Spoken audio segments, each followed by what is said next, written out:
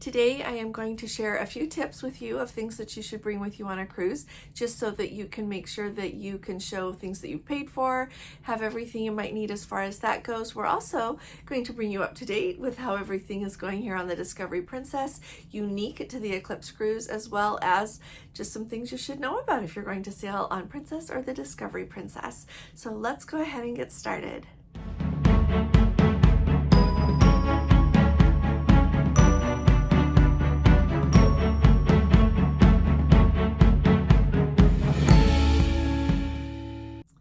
Hi there, this is Allison with Let's Go Travel Tips, and today is Friday. It is April 5th of 2024, and right now we are sailing off the coast of Cabo San Lucas. We're heading south for our Eclipse cruise, and first of all, if you haven't subscribed to our channel yet, will you please go ahead and hit that subscribe button? You're going to want to come along with us, and we're going to love having you as a part of our Let's Go family. And also, if you appreciate my updates, would you please give this video a thumbs up? That actually helps us out, and I appreciate your support. So like I said, we are sailing south right now. We are about an hour and a half away from Cabo San Lucas. So when we get this video done, we are actually going to do a live sail in. So if you have not seen that we did that yet, go ahead and watch that. We have a beautiful day here. It's a little bit cloudy, but it is definitely warm, which makes me really excited. I think things are looking good for our sailboat. We have a luxury sailboat ride this evening, and then tomorrow morning we get to have, they call it a luxury sailboat ride, to take you snorkeling. I don't snorkel, but one of my favorite things in the world is to jump off of a sailboat into the water, so I'm really excited about that. Now, a few notes of things that you should bring with you when you go on a cruise, especially on Princess, since that's where we are right now. It really stands out to me, and I've told you this before, but really, either bring with you as a printed out copy or in digital form your travel summary. Your travel summary is going to list the excursions that you've paid for. It'll show the transfers. It'll show the specialty dining you've paid for. It'll show you've paid for Wi-Fi. Whatever you have paid for your cruise is going to be on that list, other than how much you paid for your cruise, okay? But all of those things that you have paid for. And the really important thing about that is you never know what glitch is going to come up in the system when you get on board the ship. We've got Let's Go family members that went to apply their complimentary dining, and so this applies if you've got a complimentary specialty dining on your booking, whether it was a gift from someone to you or whatever, or if it's part of your premier package. Sometimes you're going to have that applied once you're on board. So you're going to make that reservation before you go, because you want to have that reservation. You're going to have to pay for it with your credit card, and then once you get on board, you have to go to guest services and actually have them apply that to the charge, so that then you get that money back. Well, we had to supply proof that they had actually paid for that. So a travel summary is critical to show what you have paid for when you get on your cruise. The other document that I want you to have with you, either printed out or in digital form, is your Princess booking confirmation. So on your Princess booking confirmation, it not only shows all the basics like which cruise it is and your booking number, your sail date, all of that, but it also lists your onboard credit that goes with that cruise. And what I'm going to say next is really important, so listen, okay? So it lists your onboard credit, and usually that will just show up without a glitch on your shipboard account once you get on the ship. Alrighty. However, it is not working smoothly lately if you have a back-to-back booked. Now, personal experience with this on this trip, we've got Let's Go family members that were on the due to be on the March 31st sailing, and then on this sailing, but it combined both sailings and only showed the one booking number. So, and it showed the first one. So that March 31st sailing was showing up for both sailings, that booking number. And due to the fact that it only showed that March 31st sailing, the onboard credit that goes with the cruise that we are currently on, the shareholder, the group, because they're in our group, as well as any other onboard credit they had, was not showing up. In order to do that, I needed to have a copy of that booking confirmation, and because they could see it there, and then it straightened out the thing to log into the correct booking number to see what needed to be applied. So now it's been applied. So make sure that you bring with you your Princess booking confirmation. It's a really good backup to show what you have, as a good starting point to talk with guest services when you're on board if anything's not showing up correctly. Okay, and do be aware that they are having a hard time with consecutive cruises, like back to back to back, more than one. We've had several Let's Go family members that are having trouble accessing. They can access that first booking in their app, but not the others, as well as once you get on board, they're not seeing the correct things. So if you get on board a ship, you've got back-to-backs, that second sailing, third sailing, however many you have, things aren't showing up correctly, that will be why they're grabbing the wrong booking number and applying it to everything. Alrighty, the next thing is just a quick heads up. When we flew on Tuesday night from Salt Lake to Los Angeles, our flight left 15 minutes early. 15 minutes early, so they boarded earlier than they said, and everything was moved up. So the reason that I'm telling you this is not the first time this has happened to us. So try to get to the airport early. Go to the gate early, because even though on your app it'll show what time check-in is, and even when we checked in and handed them our luggage, they told us the check-in time, they started boarding before that. And you know, you might say, well, I don't mind being the last one on the plane. The only hard thing is trying to find somewhere to put your luggage. So we were a couple of minutes later getting on the plane.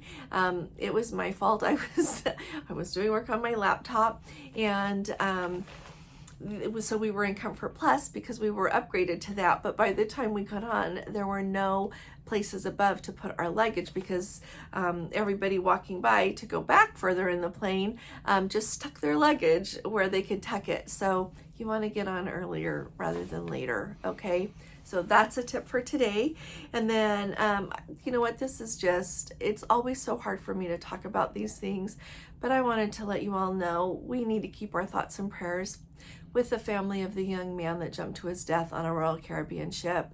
The news is covering it, and a 20-year-old young man apparently had too much to drink and jumped to his death. And his family members, I know, need our thoughts and our prayers to be with them, as well as the crew, of course. I know they take these things hard as well, and I know it's hard for anybody that is on a cruise and receives that news. So a lot of people that we need to keep in our thoughts and prayers. Another story, I never like to cover these, but I noticed in the news, I feel like this is important. In the news, they were talking about a crew member who committed suicide, which always just worries us and makes us so sad. So we need to keep their family in our prayers as well. But I think it's really important to note, I have seen this reported by several different news outlets today. And it's further down deep in the story on all of them that the person, this crew member that committed suicide, did so while they were at home after a heated argument with their mom. And so I just wanted to let you know, I don't like it when they try to make things sound like they're going worse on a cruise ship than they really are. I know that there are hard situations in working on a cruise ship. There are hard situations in working in a lot of places and at a lot of different kind of jobs. But keep those family members in your thoughts and prayers, and just know the whole story there, okay? Now let's go ahead and talk about what's going on in the Discovery Princess. So with the Eclipse cruise, there's been a lot of enrichment, and overall I think it has been excellent. They've covered an awful lot, from looking at the eclipse with binoculars and taking pictures, just all of these things kind of that go with the eclipse. Today it was fun at the enrichment. They had the captain actually came, they answered a few questions, and they are also going to record a segment up on the bridge with the captain and I think some of his bridge team answering questions that people ask, and then they're going to play it on the stateroom TV. So they actually have a box that you can go drop your questions about the eclipse and probably whatever else you want to know about this ship. You can drop them, and then they are going to go through them and answer them on a video that we're going to be able to watch in our stateroom. So that is really fun. This is an amazing captain that we have got on board. He does an excellent job. Captain Ruggiero, Ruggero is how you spell his name. So we're happy to be on board with him. And also the enrichment, they have also made available in our stateroom. So we started to watch one, and then we had to go to get to something else, and then we missed another one. And so we've just watched them in our stateroom. It's been very convenient. And so you can kind of keep up to date with everything even if something else is going on that you need to do instead. Yesterday, we attended the Cruise Critic meet and greet, which was really fun. Our Let's Go family member, Tom Barton, was the host for that. They had so many members of the crew on board there with the captain and a lot of his team there. Absolutely is so interesting and a lot of fun. It was fun to see so many people that enjoy cruising as much as we do all together there. And so we got to do that. And then another tip for you. So on different Princess cruises, they do the Crab Shack. It's a pop-up thing. On this cruise, they're going to do it 2 times. So a couple of tips about that. First of all, it's always better if you can have a reservation for that. They will do it first come, first serve during the time. So on this cruise, they were doing it, they're going to, like I said, they're going to do it twice, but on each day that they're going to do it, they do it twice at 11:30 and at 1 o'clock. And so we called the dine line 138 the first day we got on board, and they said, oh, that's not how you make reservations. So then I went to guest services and they said, no, that's how you make reservations. And so yesterday morning, they're only open, the dine line, from 8 to 5. So right at 8 o'clock I called, got us reservations for 11:30, and ended up being fun. We got there and a couple of our group members were there. They had booked it as well, so we got to sit together, really pretty booth right by the window so we could look out and see the ocean right there. But we had a fun time, a really fun time together. But I want to tell you, that Crab Shack is really, really good. So you go and they bring you a couple of appetizers right off. You get a basket that has some hush puppies and then like deep fried shrimp, kind of like with the coating that you get on hush puppies. And so that, and then everybody gets like a bread bowl with clam chowder in it. And then they've got a 3 different options for you to choose. And so Gordon will show the menu here. And they've got the Cajun season one, a regular seasoning one, and then the seafood bucket that they call it that you share. And so that's what Gordon and I did. We shared it, and the cover charge, by the way, is $40 per person. And so the people that we dined with got the Cajun things, and they each got their own little, like a pan bowl thing with their seafood in it. And we got the bucket that you share, which was, we were both really, really, really full by the time we were done eating, but there were 2 lobster tail, and it was superb lobster. It was so good. It was really good lobster. It's not, I know a lot of us, you think about the lobster that has been in the main dining room. Sometimes it's okay. Sometimes I don't eat it. And sometimes it's really, really good. This was superb. So we ate that. There was a lot of shrimp. There were mussels, really good mussels. There were clams. There was a lot of crab legs. Alaskan king crab legs. They were Alaskan king or they were Dungeness, love? Dungeness crab. It's really, really, really good. So we highly recommend that.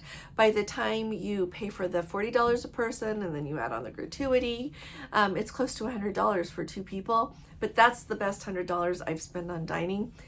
Especially on a cruise ship, in longer than I can remember. So I am really excited about that. I will say I'm excited to try the meal that goes with Spellbound. I'm expecting that to be really good. So I'm looking forward to that.